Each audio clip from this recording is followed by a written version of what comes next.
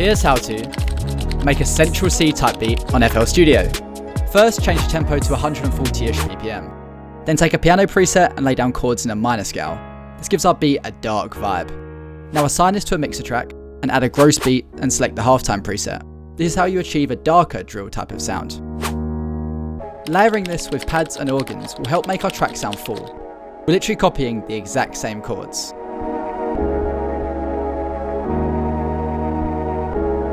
Now, guitar time. We're using any notes in our scale. There's no other rules to this.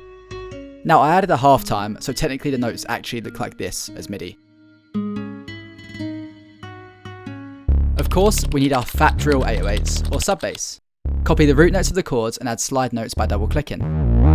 Add a kick and sidechain your 808 to the kick. This isn't entirely necessary, but I like the punch it adds.